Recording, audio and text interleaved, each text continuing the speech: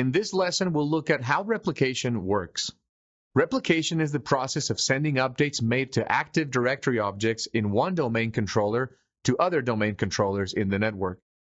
The replication process is done through site link objects. Site links logically connect sites for replication. You create a site link object in the Intra-Site transports container in each site. When you create it, you'll name it and set its properties. Make sure every site is included in the site link and that all the sites are connected through site links. There are two types of site link objects available: IP site links and SMTP site links. IP site links use Remote Procedure Call, or RPC, over IP transport to transfer replication to other domain controllers. SMTP site links use Simple Mail Transfer Protocol transport for replication, but SMTP replication won't be supported in future versions of ADDS, so this method isn't recommended for replication. SMTP replication functionality is limited to only the configuration, schema, and application directory partitions. It doesn't support domain directory partition replication. It also requires an enterprise certification authority to use. So the only time you would use SMTP instead of an IP site link is if a direct IP connection isn't available. Once the site link objects are set up, you configure the cost, schedule, and frequency. The concept to remember when setting site link cost is that you assign a lower cost for faster WAN link connections. The Knowledge Consistency Checker, or KCC, routes the replication traffic on lower cost paths. That's because you want to have the traffic flowing through the fastest paths. Let's look at an example. In this diagram, we want replication to go from site A to site D. The path through site B has a combined signed link cost of 210, while the path through site C has a combined site link cost of 110. Active Directories, KCC, will choose to go through site C because the site link cost of the path is lower than through site B. We set up the site link cost according to the speed of the WAN link, so we can assume that the path through site C is faster than through site B. Now let's talk about the site link scheduling. Site link schedules determine when replication can happen. Because we schedule when replication occurs, we can have the replication happen in non-peak times. This saves bandwidth for higher priority traffic in peak hours. When you schedule link site replication, be sure to have overlapping schedules between site links that contain domain controllers that replicate directly with each other. For example, let's say that we've scheduled replication to happen between 10 p.m. and 3 a.m., between site A and site B, and between 2 a.m. and 7 a.m. between site A and site C. This schedule includes a 1-hour overlap where replication is allowed in both directions. Without the overlap, it could take up to 24 hours to complete replication to happen in this example. The third thing to configure is the site link frequency. This is how frequently replication will occur.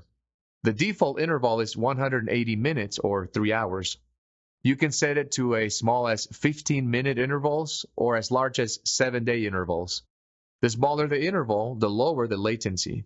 Decreased latency is recommended for keeping domain directory partitions up to date, but it'll increase traffic, so you must balance the frequency to meet your needs for updates with the traffic congestion on your links.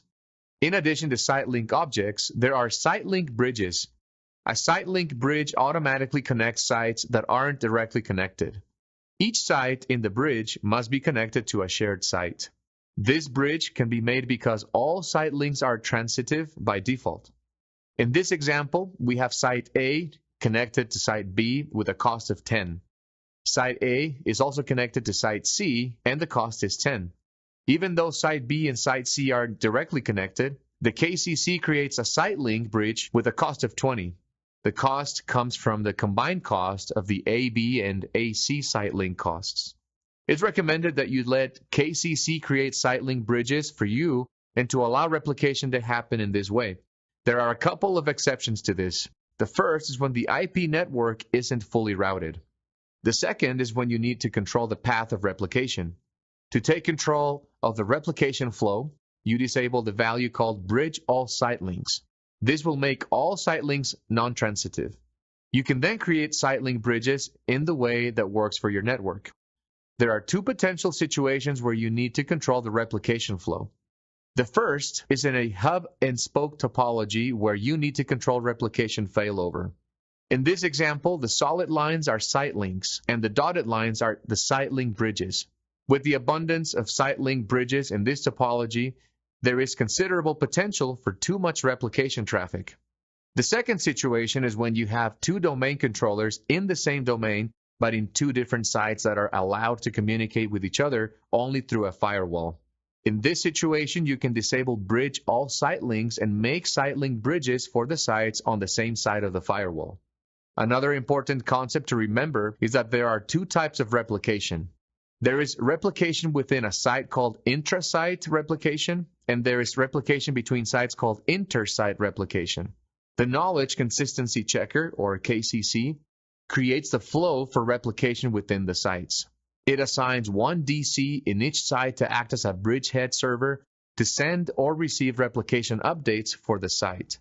A service within the KCC called the Inter-Site Topology Generator, or ISTG, determines the server that'll be the bridgehead server in each site. When a bridgehead server receives updates from another bridgehead server, it replicates the updates to all other domain controllers within its site. You can manually assign bridgehead servers, but when you assign one, you'll have to assign all bridgehead servers in your network sites. If you need to troubleshoot replication, you can use the command repadmin to monitor replication and logons.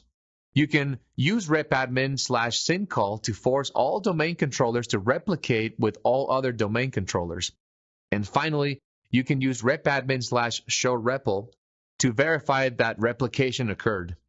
In this lesson, we reviewed how replication works. We first looked at site link objects with their costs, schedules, and frequencies. We looked at site link bridges and the exceptions to allowing KCC to automatically control the replication flow. Then we reviewed the difference between intra-site replication and inter-site replication and the role of bridgehead servers.